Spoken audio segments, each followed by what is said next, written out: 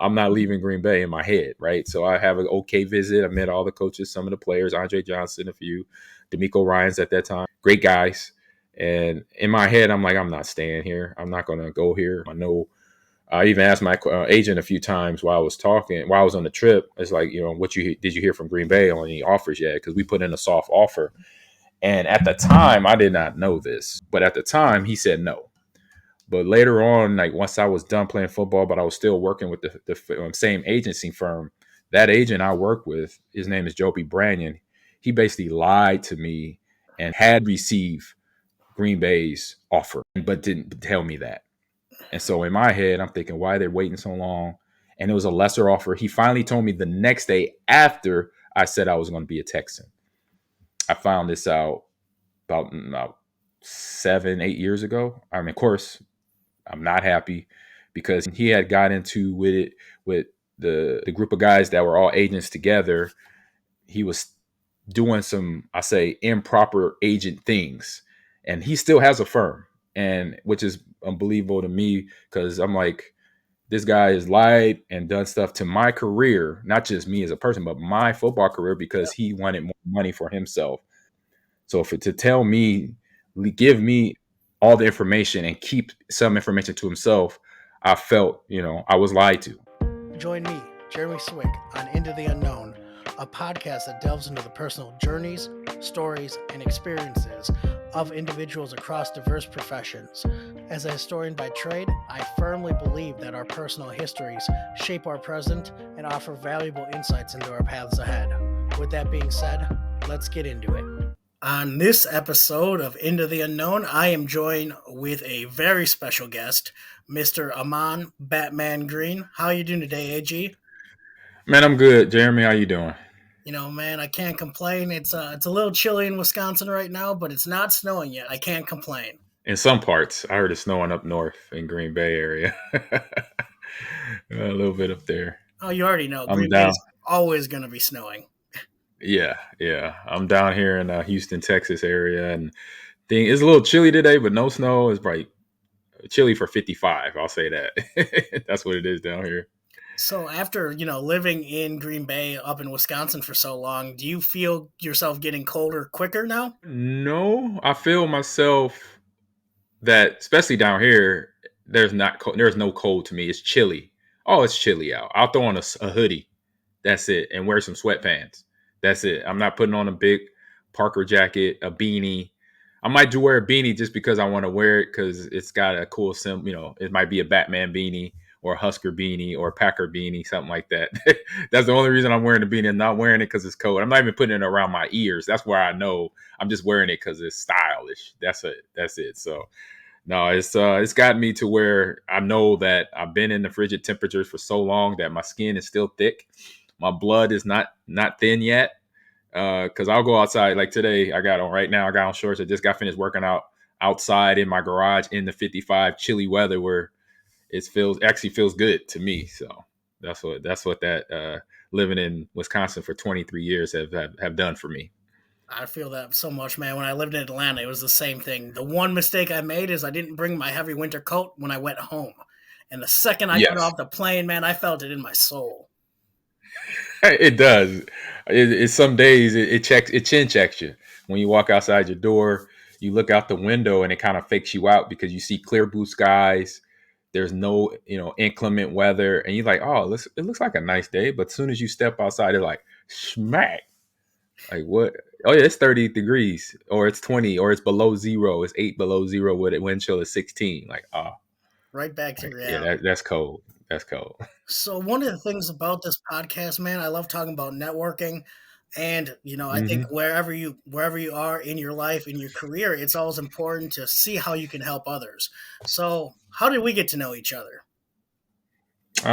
We basically got connected through what I've been doing with the NFL Alumni Association, and now it's Alumni Media. We didn't transition to a whole different name to cover all sports, which is a fantastic idea. So you reached out to me. You've been watching my podcast, and then from then on, I was able to to connect you with other people as well. But that's how we started. You reached out to me, and then and you said you were a fan and you want to help out. And I'm like, cool. And I told John, this is when I think I was still with iHeart.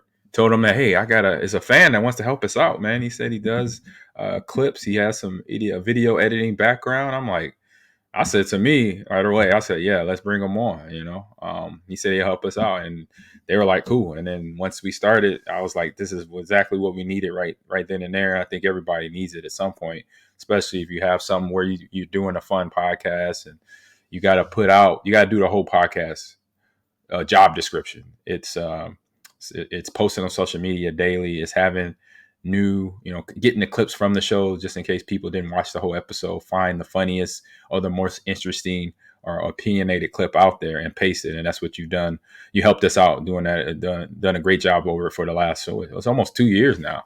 It's like flying by, but we got more years to come, and we got more stuff coming down the line for what we're doing with alumni media now, and what I'm doing too with the Gamers Lounge continuing, Green and Gold G's Lounge, and eventually we'll get back going with On My Block with Mike Wall too. But he's been carrying the load this whole season because my classes were the same time as when we would record, and he couldn't adjust his schedule at all. So hopefully this next season or the off season here, I'll have some time to jump on with him too on My Block, because I love talking with him too, football, because he gets real technical and everything. So a part of networking that I think I've learned right away from day one, from the time I say day one of me retiring from the NFL, that I had to get back into. And whenever I either knew somebody or knew of a certain area I could help somebody in, I would think about it, because I would hear somebody say something. Hey, I'm doing this and that. I may need some help. And they definitely did not ask me directly. I'm just one of those type of people where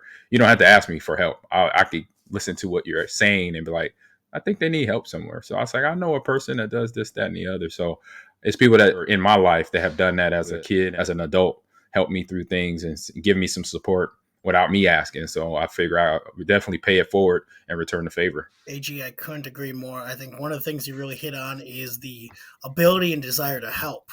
And I think it's one of those things give without the expectation of receiving something. Really just in ways where you can provide value. And I think that's one of the reasons we connected and clicked so well is it's not me, running up to you asking for things. It's really just insights and more stuff that you're learning, going from where I've noticed already the transition from when you first started editing, the design of what the edit looked like, the template, to now what it looks like, that you added in captions in the conversation clip that you took from the Gamers Lounge or from the G Lounge, and different backgrounds, different things. So I'm just like happy that we're here now, and can't wait to see what's coming down the line, what you learn next, and then what we can benefit off that, in terms of building our fan base, our follower base, and continue to just do the show, regardless of if we make it to the big times like Pat McAfee, or just keep it like it is like now. I'll still do the show because it gives me something to do every day and every week, and it's something I love to do. I found out even though I'm an introvert at birth, I've learned to be that extrovert in terms of my hours, my 2 hours right now. So the Gamers Lounge and the G Lounge. And then when I stream on my own, that's different. That's just video games in itself. But when I do the G Lounge, when I do the Gamers Lounge, I have to prep and run a show. I love the process of looking up information on the Packers, or watching their game and remembering the highlights of the game and talking about it, and then giving my opinion of what happened and what could have went differently for the players. And then with the G Lounge, studying up on new games and new topics and new current events in the gaming space, not just esports, but everywhere. And that's just because it's my passion. So for one, it's my job too. I'd rather be up to date as a coach and a director. AJ, I love that you said that, man. I tell all my clients, you need to find a podcast you're passionate about. It just can't be a one-off topic because you're going to do a one-off episode. Right. It's something you want to be excited to do every day, whether you're doing all the editing yourself or you're just, set and forget it and someone else is taking care of it. Having that passion and drive, and obviously you've made a career out of esports, which we'll get into in a little bit, but it's just one of those things. You just got to have that passion for it. 100%. Because if you don't have the passion for it, it's not going to go anywhere. And that's for anything, not just me and us doing this podcast. It's for anybody. I was first day of class. The last few years I've been teaching intro to esports and any other class that I teach. In that first week, I'll mention to the students, if you're whatever your degree is, I ask them raise their hand. What's your, tell me your degree. And I'm like, if you're going to go into broadcasting or sports broadcasting or, esports broadcasting, I say, you got to love it.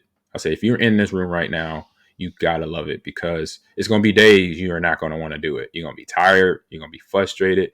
You're going to have personal stuff going on, and you will not want to get out to bed.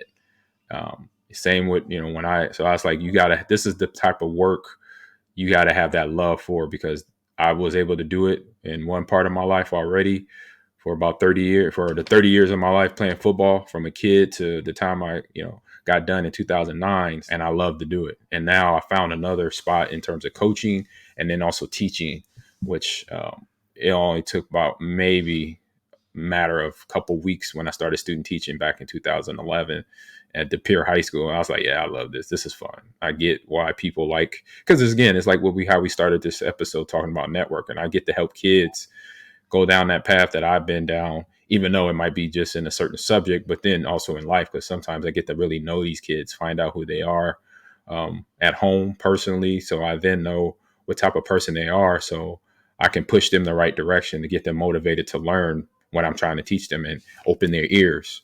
Because as kids, we know we were kids before. Sometimes people say the wrong thing and we don't want to listen to them. We're like, no, that dude or that teacher, he or she's crazy. I'm not listening to them, or they being mean or whatever. So I'm trying to find the best way, or not the best way. I say I need to find everybody's language as a player or a student, so I can speak to them and they hear me and they get what I'm talking to them about.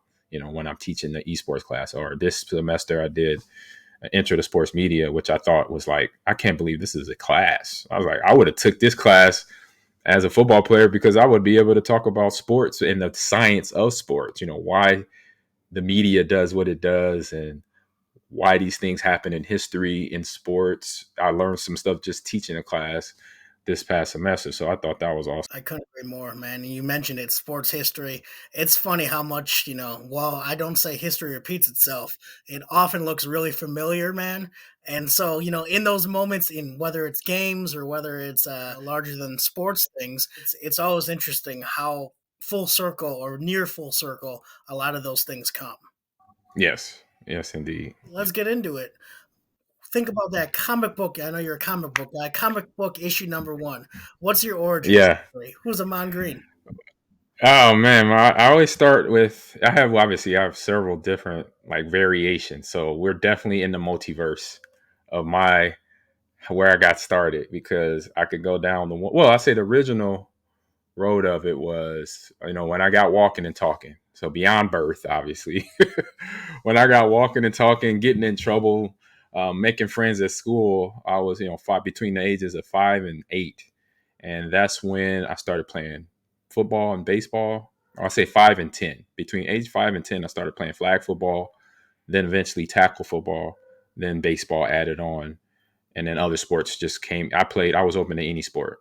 Then in the same time frame, I got introduced to a PC, and then I started playing on the Nintendo entertainment system. So the NES, the very first Nintendo that ever came out.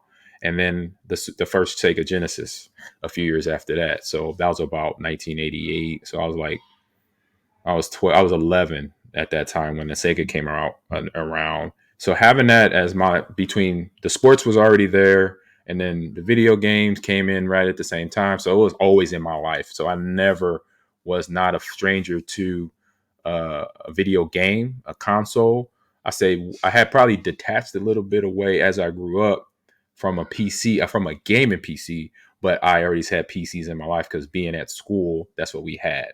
And so writing letters, writing a paper for a book, a class project or whatever, a assignment that we had to read a book and then we write a summary on it. So for the computer side of it, it was always there, but it wasn't PC gaming. And so PC gaming got introduced to me back probably right before I started teaching at Lakeland and coaching at Lakeland in 2020. So probably around, I want to say 2016, because I was always thinking about getting one. I just didn't know where to go. So that's when the PC. So I would say 2016, because I found out about Twitch.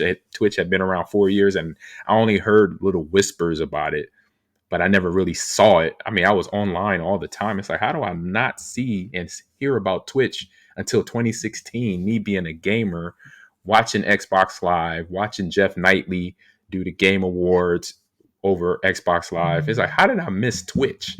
But somehow I did. But then once I found out about it, I was all in, and that's where we are now in terms of myself and IT, and being a director of esports now, from a head coach and head coach at Nebraska, now starting at Lakeland. So that's kind of my origin story, because and I tell people that's what I was saying at the beginning. It started in two places. It started in traditional sports, and it started in esports or video games, because it would be days when I was on the Nintendo Entertainment System. My dad, remember when they bought it for Christmas, and then the first couple of games I had that came with the system was Gyromite. It had Rob the Robot with it, and then I think a few months after, I had Gyromite, and I think I had 10-Yard Fight, football game, and I think I had RBI baseball, and then I got Legend of Zelda so those 4 games out the box, and then Super Mario Brothers came later, and then Tecmo Bowl came after that, Double Dribble,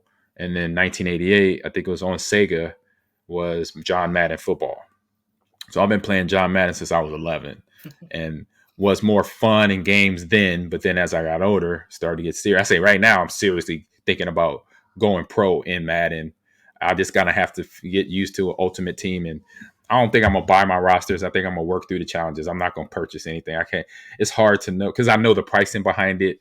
It's ridiculous. It's way expensive, but just, to the origin story side of it, just that's where I've come from. So to have that background, I'm prepared to be what I'm doing now as a director of esports and head coach. Then also I'm prepared to be an offensive defensive coordinator for football or baseball, or I say football program, or even coaching baseball or track or anything like that, because I've done it all. And I think that's why I'm where I'm at right now. Well, one thing I want to cover a little bit on the John Madden football game. So there's a rumor going around that you may have been almost on the cover. Yes. No, that's not a rumor. That's real.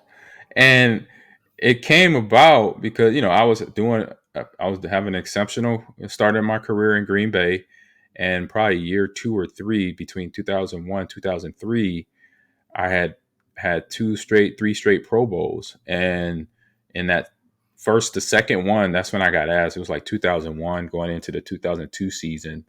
And I got a lot. I can't deny it. I was a little bit superstitious.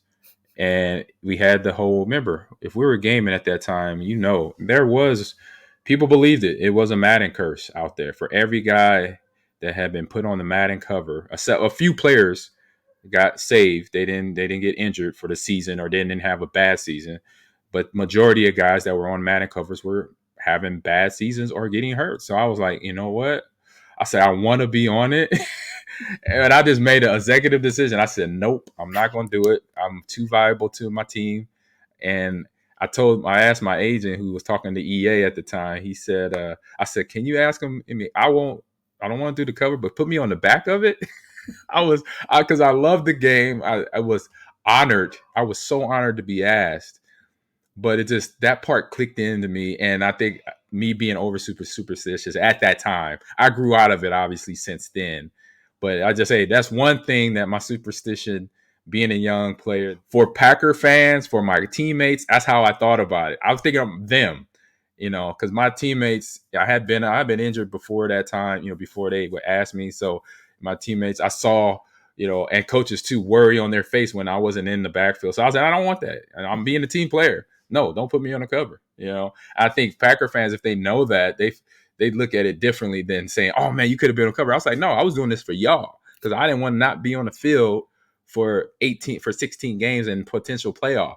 I want to be playing. And every year, those years were the years we were in the playoffs 4 or 5 years in a row. I think as a Packers fan, I completely appreciate your decision not to be on the cover of Madden, because that's exactly what would have been pointed to. Should you get injured, or should we have a rough year, it's that Madden curse. It'll get you every time.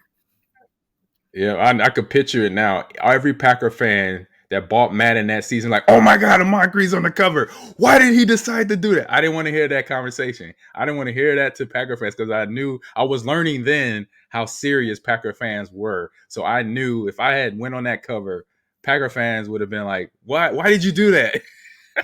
So I didn't want to have that conversation. Hey man, I don't blame you. As you know, Packer fans, we all live in our own little universe, and I'm definitely part of that universe, and I'm okay with it. So man, on everyone's journey, there's a fork in the road. You could go east, you could go west.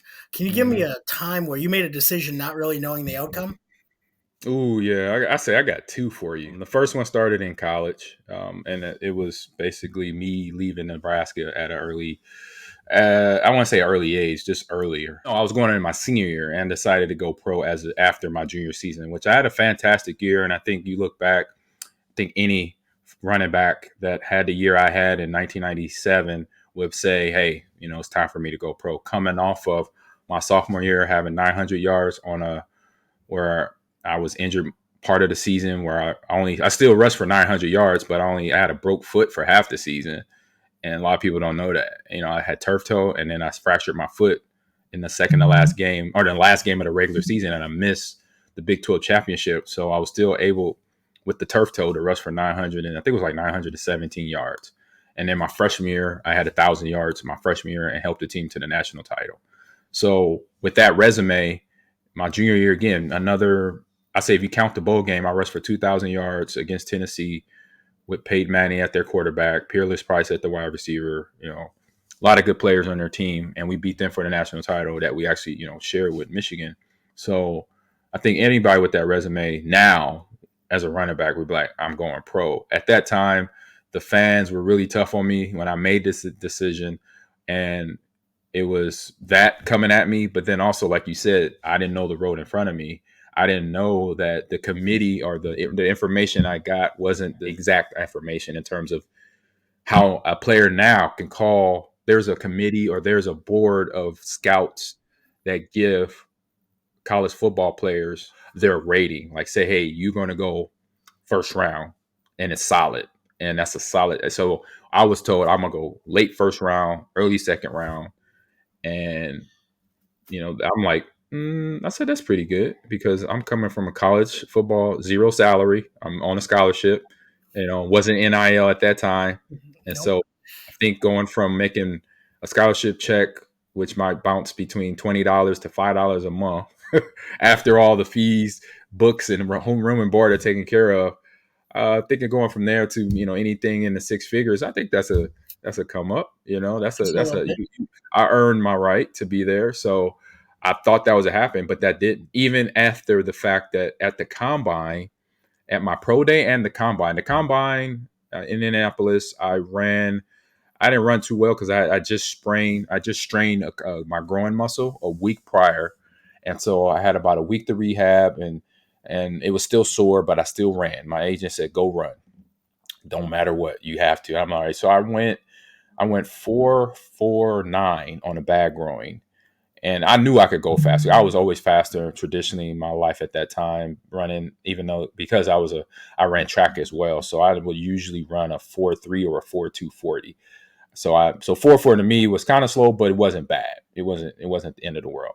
I caught, I can't remember at the combine how many passes I caught, but I know 225. I repped that out for almost 30 reps. And I still jumped 10 feet, 9 inches on the broad jump. So I had a good combine. And then, I told everybody, hey, look, I got a sore groin. So at our pro day in Lincoln, Nebraska, in a few weeks, I could be healed up and I'll probably do better in everything. And so those 2 weeks went by, pro day came, all the scouts came. We had, I'll say probably of the 31 teams at that time, we probably had 20 teams there. And I know the Chiefs were there. I know the Dolphins were there. I know the Packers were there. I know the Bears were there. I remember seeing those teams and guys with the jackets on. On my pro day in Lincoln, I ran the 40 twice, and I ran it. The first one, I ran a 4.18, and then the second one, I ran a 4.17. And then I broad jump 11 feet 1 inches. I bench press 225, 30 plus times, 32 times, 33 times. I vertical jump 41.5 inches, so almost 42 inches. almost 2 feet basically. And I caught 17 of 20 passes. And I say that the last part because I was coming from a school where we traditionally didn't pass the ball to the running back, right? And for me to catch 17 or 20 passes, I think that says a lot. Even though it's not against, it's not against the defense, it's on the air. I get all that. But if a scout had really studied me beyond that aspect, that they looked at the option play, right? We run the options, and that play is, running laterally with your quarterback as a running back, side to side, full speed, and then eventually you're waiting on them to pitch the ball. So that means I got to eyeball my quarterback and I got to eyeball potential defenders that's going to come hit me after I catch this ball. That means I got to be quick on my toes. As soon as I catch the ball, I got to tuck it, make a move, or run somebody over. And so they discounted all that part of it because they just thought he's a Nebraska running back. He's a downhill runner. He doesn't have no side to side moves. They were just going off of that. And so they'd even look at, I ran a 4.1. That part was, they totally ignored that. I have a lot of scouts. Once I got drafted, once I got to Seattle and then traded to Green Bay, I had scouts on either team was like, we are so shocked that you went third round. You should have went first round just because of your 40. Nobody ran a 4.1 since Bo Jackson.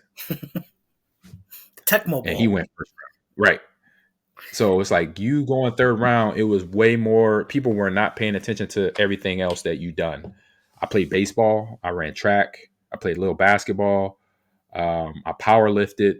I would say a dynamic athlete. And what I look for when I've been a coach, coaching high school football, coaching, video games, I look for a dynamic athlete where they've done multiple things to get them to prepare to do one thing. And so all the scouts just missed all that on me. And so that decision, not knowing, with information I was told not being true, I say, obviously in hindsight, 2020, I probably would have stayed my senior year and then help my team win another national title, be up for the Heisman or things of that nature that would have came up, that year.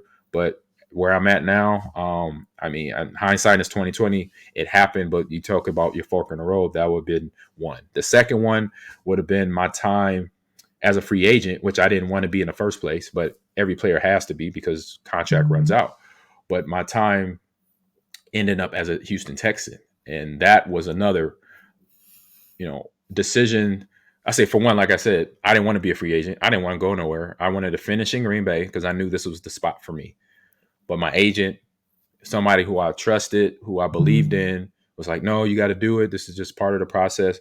And I was like, explain it to me, like what goes on in free agency that I actually understand and where I have decision making. He said, well, it's just like college. Again, when you got recruited, these teams want you. And I'm like, okay, that when he said that, that kind of opened the door and I got it. And I was like, all right.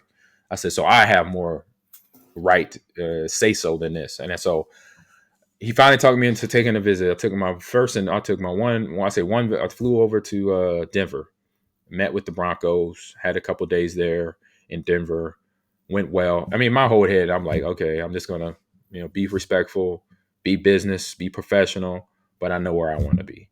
And then while I was in Denver, Houston had basically flown a jet up to Denver to pick me up early and got me down to Houston. And I'm like, okay. I'm like, that's good.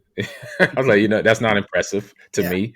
I'm like, I see what you're doing because you're doing it trying to get me to, entice me to Houston. I say, the only thing I like about Houston is what I like about Texas now is the great weather. That's it. I'm not leaving Green Bay in my head, right? So I have an okay visit. I met all the coaches, some of the players, Andre Johnson, a few, D'Amico Ryans at that time, great guys. And in my head, I'm like, I'm not staying here. I'm not going to go here.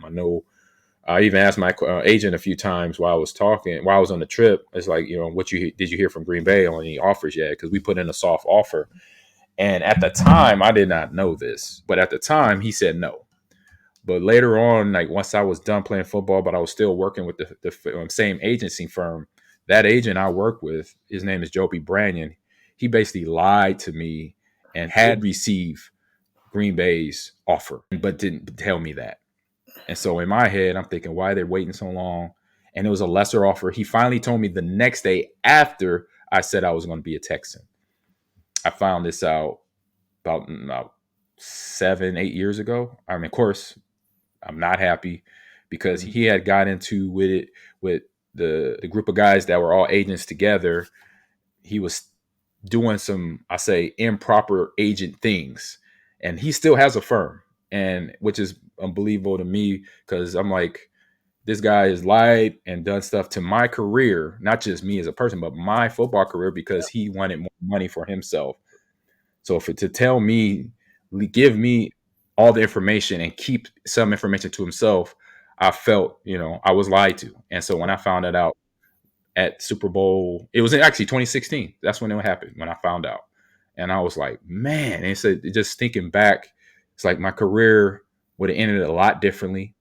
Not saying I would have been on the Super Bowl team in 2010, but I would have been, yeah. I mean, I could have most likely been there, right? In 09, that was a season, 2007, 08, 2007 was when Aaron became, or Brett played and Aaron became a starter in 2009. I know I would have still been around there. I was in really good shape.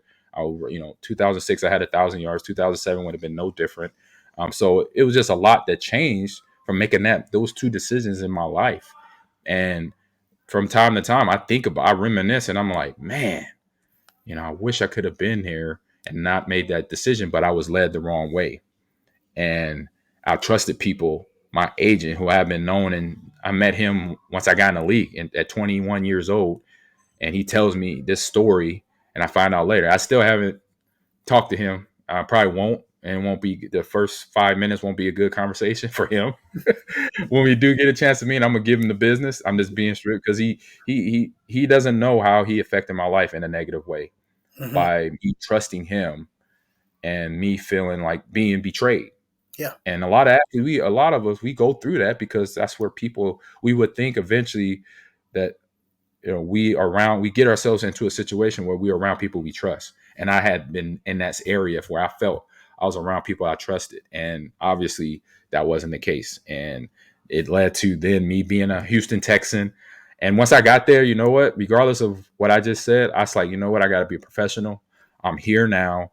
I can't be a baby where I say I want to go back to Green Bay. I can think that in my head, but I'm a Houston Texan now. I got to play ball. But it was rough. It was physically rough. I got probably the two worst injuries. They weren't bad injuries. I had a knee bruise, and then I had an MCL sprain in 2008, which wasn't bad. I had that before in Green Bay, but Houston at that time, Rick Smith was the GM. He was the youngest GM in the NFL at that time, and I say it kind of showed. He just didn't have the savvy of a well-experienced GM. Um, he came at me my first year in '07 when I had the bruised kneecap. And for all Packer fans, y'all know me. I played through anything. I played bad ankles, bad knees, bad shoulders. I was on the field. I was getting the job done. In the first game of the season I think we played the Chiefs. I bruised my knee like in the third quarter. I finished the game, and it didn't hurt, but it wasn't something I could not ignore either. It just wasn't as bad as I thought it was, but it was bad. And but it was a type of injury that you just need to rest. You can't do nothing with it other than give it time and rest. And of course, being a free agent running back, Rick didn't understand that. He was all under like the hot seat basically, because now they're paying for a $24 million running back that can't do nothing right now. And I knew that. I've seen this scenario play out in the NBA, NFL, Major League Baseball, around everywhere, every sports profession. It's happened, and it happened to me. And so I'm trying to get through this injury the best way I can. Is about, coming in, getting treatment every day. But then on top of that, I have coaches. I have Coach Kubiak. We're button heads for many reasons. And I'll just keep it at that. We're button heads for many reasons. And it's not on the field stuff, because when I'm playing, I'm good. But it was just off the field stuff that I was adjusting to in life. I say one thing I'll add was my father, who had raised me, he was in terminal liver cancer at the time, and now he's in Green Bay. And then he wanted to move. They wanted to move to Houston. We told him not to, because the move might not, be with his health. It's not good to make that big move, but he did anyway, and he ended up passing away, not because of the move, but he was terminal. So he passed away in October of 2007. So I have that within the first month of the season.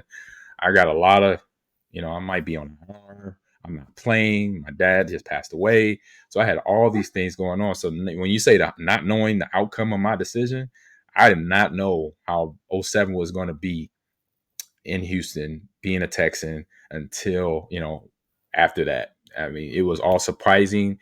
I said, well, if anything, it made me a better person because it helped me learn how to endure pain, unhappiness, because I was not happy. I was the first time in football I was not happy. I played baseball where we were the bad news bears, but I had fun. But this was a time in my career of sports, of being an athlete, I was not happy. I was not having fun. I was injured. And a part of me playing was, like I mentioned already, the whole Madden thing. It was like me being there for my teammates and being there for the fans.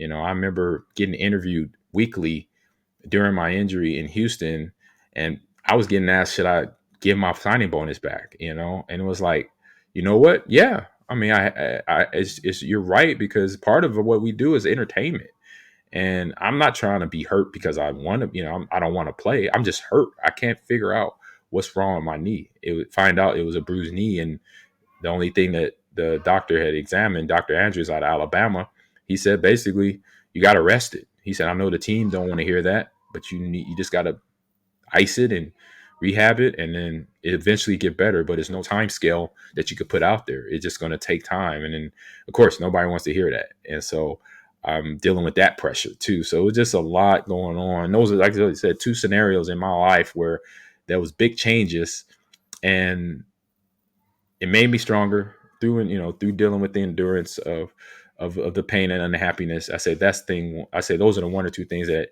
I say it helped me gain throughout my life if I needed it for anything. And I think stuff I'm dealing with now, it's not that I'm dealing with bad stuff. It's just what I'm doing now as a coach and what I'm doing as a personality. I think I have a lot of stories I could tell and help people understand.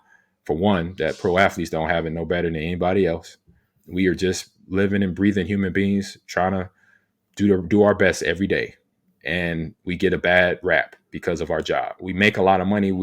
Some people feel that we should be able to deal with it. And I'm like, nope, that is not a true statement. I say, because if we try to deal with it the best way we can, a lot of people would not be on this planet, because it's tough. It's tougher than what most people can endure. And for me to endure what I've done, I'm stronger than most.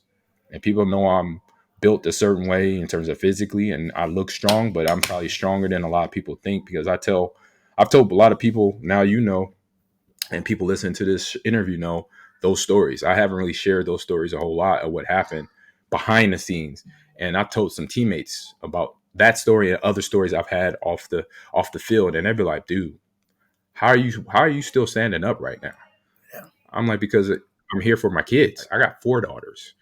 I got a son that I helped raise since the age that since he was 13, and now he's almost 30, and his sisters, they're almost 30, and my 2 own kids and my stepkids all together, like I said, 4 girls and one son. No, I'm here for them, and now I got a granddaughter. So that's why I'm still here. I was able to get all through that to say I'm here, and this is what I can do. I can help people out. Yes, I'm in the video game space, but you know what? I know things about that. I can help out with that. I can show kids how to get through a loss, how to get through a win, how to get through being a bad, not so much a good player, and become a good player. It's a process you got to go through to get there. I've learned that. I learned how to get through hurt, or learn how to get through unhappiness. We all can't be happy every day, but we fight for it. Then eventually we'll be where we want to be, but we got to work on it every single day, because the world is always going to throw you a curveball. You just got to be ready to sit back in the box and hit it out the park. AJ, I love that you said that, man. All of that. It's so important in my career, meeting so many athletes from the Hall of Fames that I worked at. The more and more I Mm-hmm. learned and realized is, we're all people. And I think I knew that deep down, but it's just having those Mm-hmm. human connections. It's, of course, yes, you put a jersey on and, you might have been paid pretty well, or in some cases not so well, depending on, your sport, the time you play. But just, it's one of those, I think we're all team human. And I think more people need to realize and, learn that. Yeah, 100%. It's something that with me and what I'm doing now, and that's part, and it's another reason why I'm doing what I'm doing now, especially the football show, like the football shows with Green and Gold and on my block, is that I see and I watch ESPN, I watch NFL Network, I watch CBS, the halftime shows, the pregame shows, and there is a lot of good personalities with experience that are talking, but then there's not a lot of people out there that are experienced that are talking.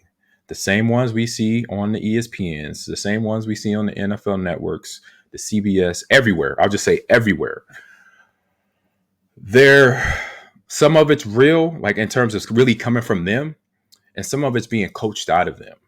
You know, it's being coached out of them. When I say that, I mean by the executive producer behind the scene, somebody that's in their ear, in the information, in the headset, not coming out from the heart.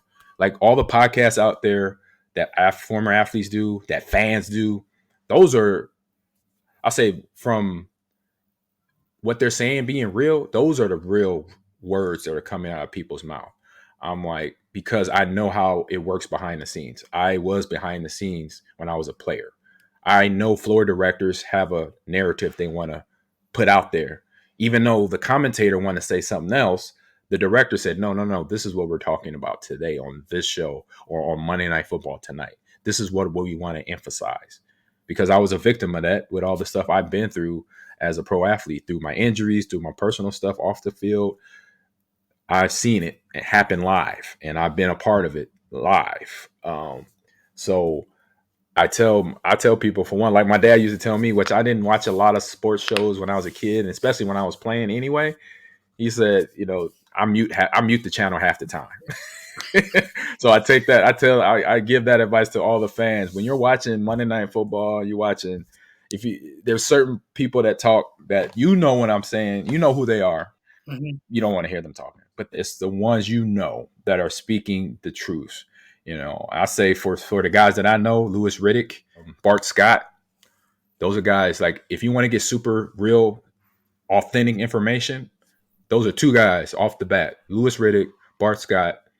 You hear them guys talk when they're on Stephen A or they're on Sports Center before, pregame, or after, or NFL Live. Those are the guys you want to tune in on.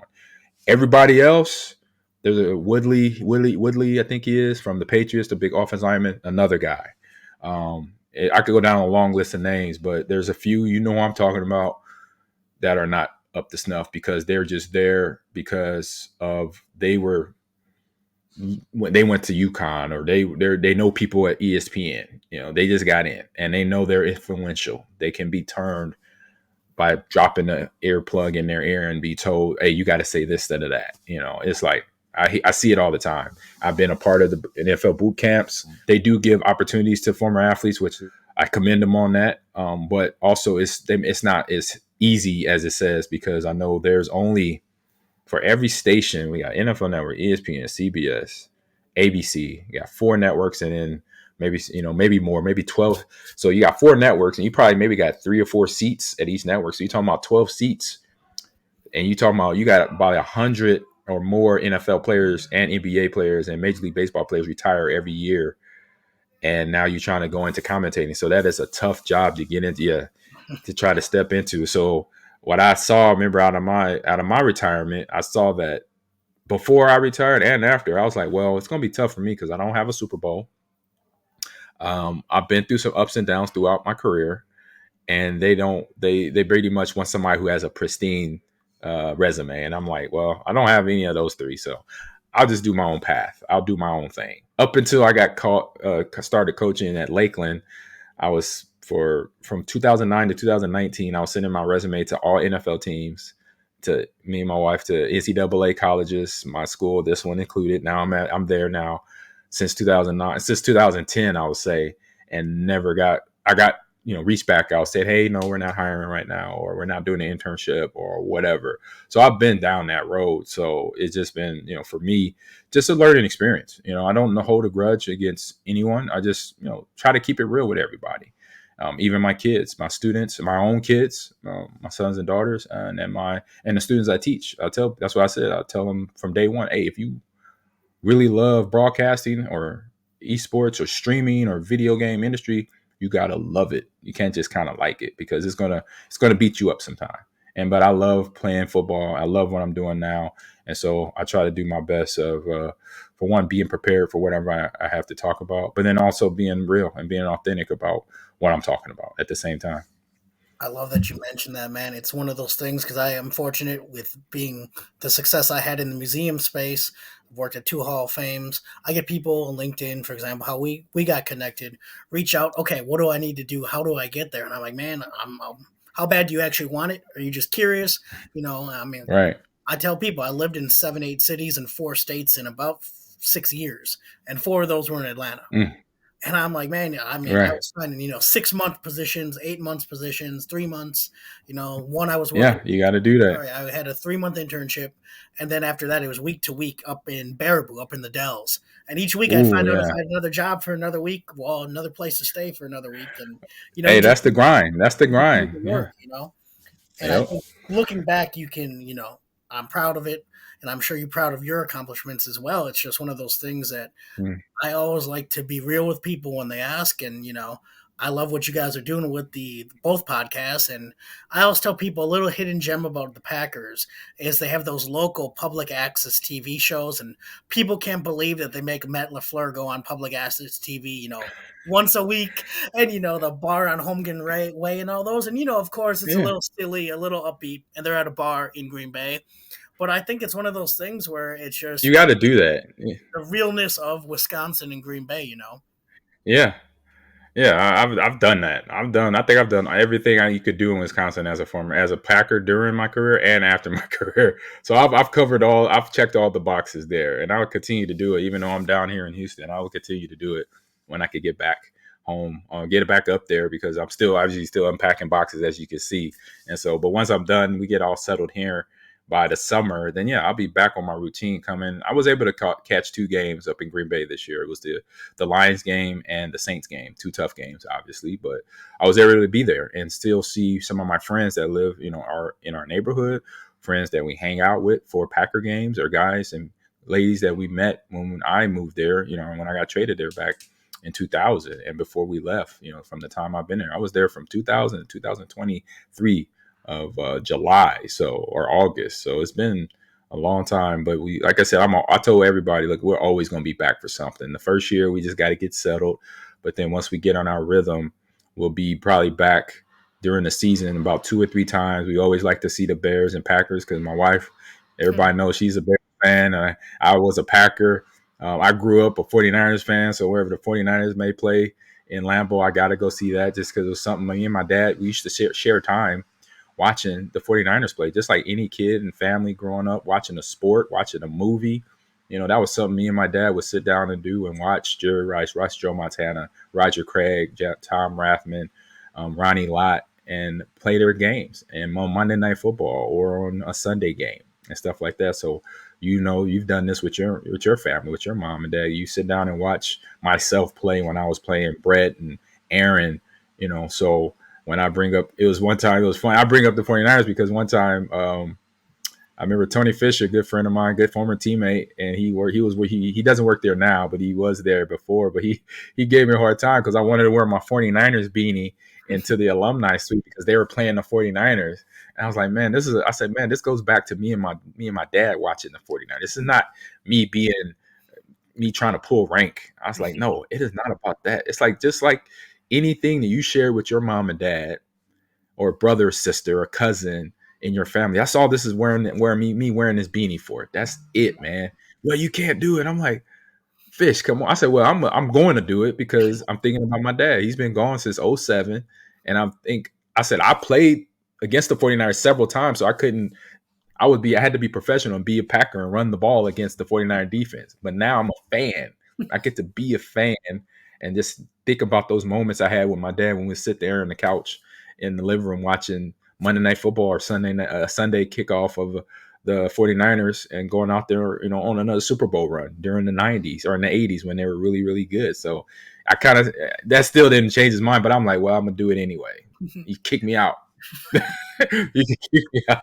I love it. I love it. Oh man. I think those sports memories with your family are just so important. And I think for people who aren't fans of sports, it's one of those things that's tough to describe because I think if you're a fan, you just get it, you understand. This is Yeah. why I'm the way I am. This is why I have all these sports trinkets behind me.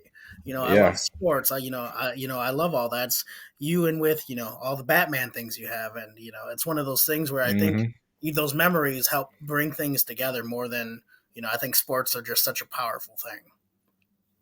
It is. It brings a lot of people together. And like I said, teaching that one class, Intro to Esports Media, again, I was just like, wow, I couldn't believe it because you could we were breaking every chapter down, like the science of why when did tailgating get started and why do people tailgate here in America and not in England or in Europe or other countries, just breaking that down, and then showing how sports has changed from a racial standpoint of, from what it looked like back in the 60s and the 70s and the 50s and the 60s to what it looks at like now. And then also we talked about chapters where we had the rise of the gender and the male versus female issues and topics, how people are uncomfortable talking about stuff like that because back in the day it was shushed and people shut the door in the young women's faces when they wanted to go play basketball, when they wanted to go play football, baseball, whatever sport. And now that's something we talk about in class, the diversity, the inclusion, equity of that, and knowing how things are progressing very fast. We got, women's volleyball as we did this year, attendance, breaking attendance records, having a volleyball match outside in the football field, seeing that and having women's volleyball pro leagues popping up around the country. The WNBA, women's NCAA basketball now is getting its just due, only because now we have like-minded people that are looking for that change. And that's one thing I get to, I love to talk about on my platforms. I mean, you do the clips, in me when I'm expressing my opinion and what I like and don't like, and try to push out good information to people, and just good. It's not even information. It's more, I'm one human. I'm trying to be a change agent. How can I help you do that? Because we all just want to be, I say, people in the world. We, like you mentioned, we help everybody around us. And if you need help, just ask. And so that's all I'm trying to do here. And at the same time, I'm just going to have fun doing what I do, playing video games, talking video games, coaching video games, teaching video game classes, stuff like that to the young kids that are growing up. But outside of that, just trying to be me. AJ, I love that, man. And one of the things I always tell people, one of the most equal sports that's out there is rugby. There's no Yes, special I rules for agree. women's. There's no special rules for men. They're out there playing rugby, and I've been fortunate to play at some semi high levels and meet people all Yeah, around the country, all around the world that play rugby. And man, some of the women's teams, I mean, they're no joke. It's not like no, a I've different seen it. rules league, man. It's pretty crazy, man.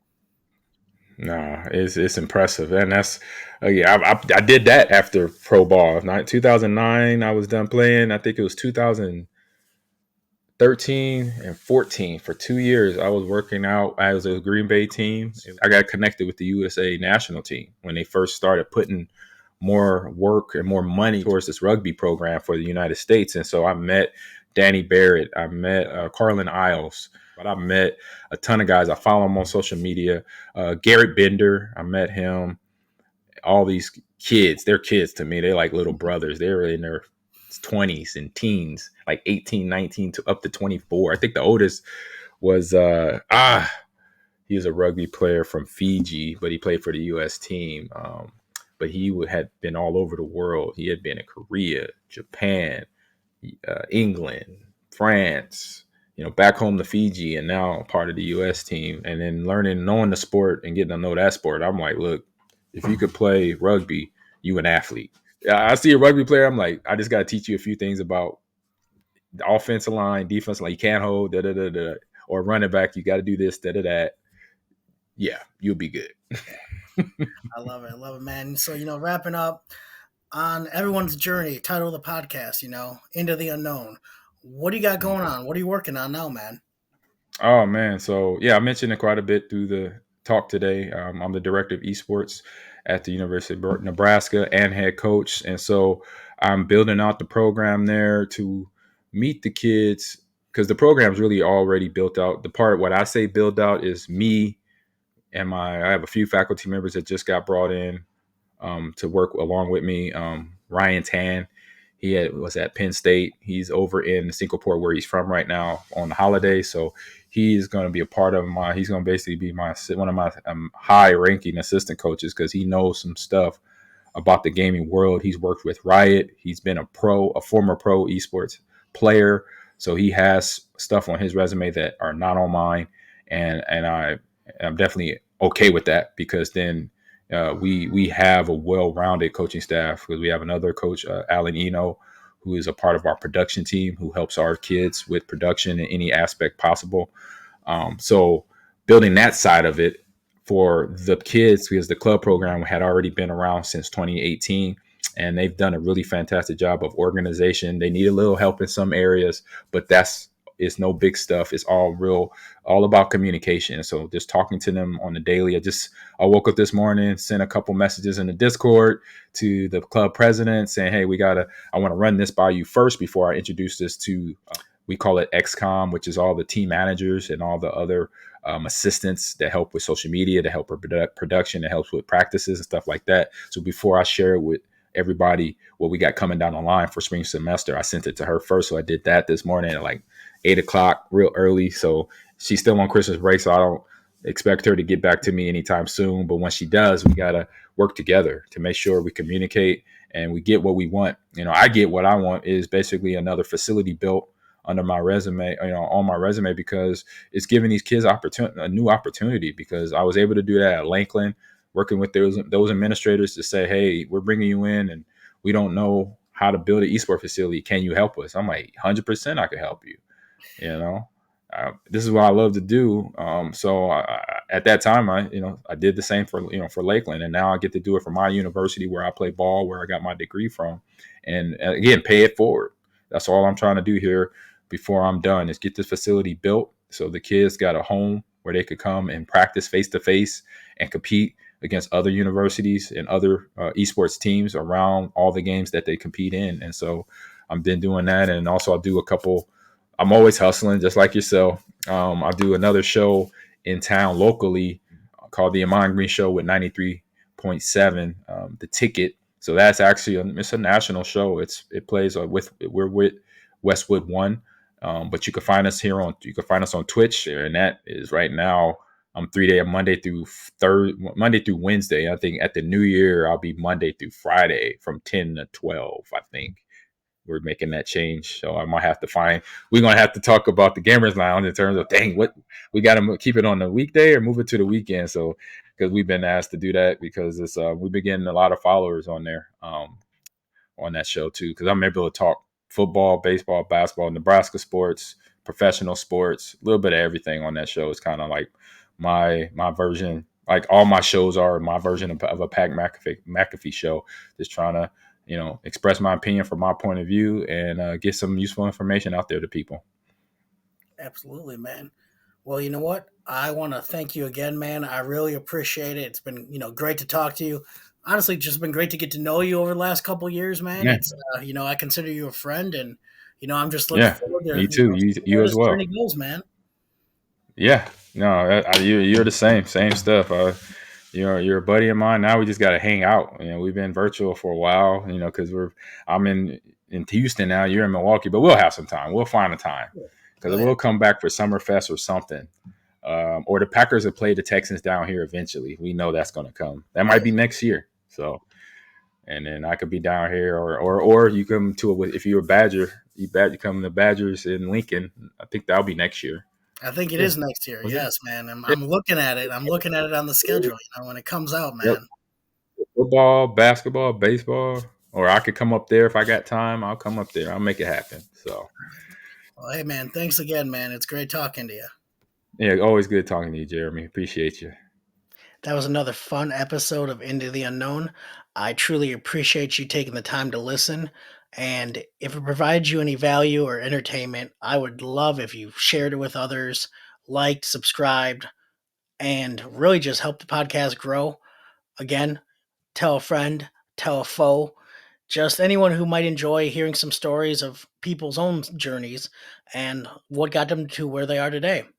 Till next time.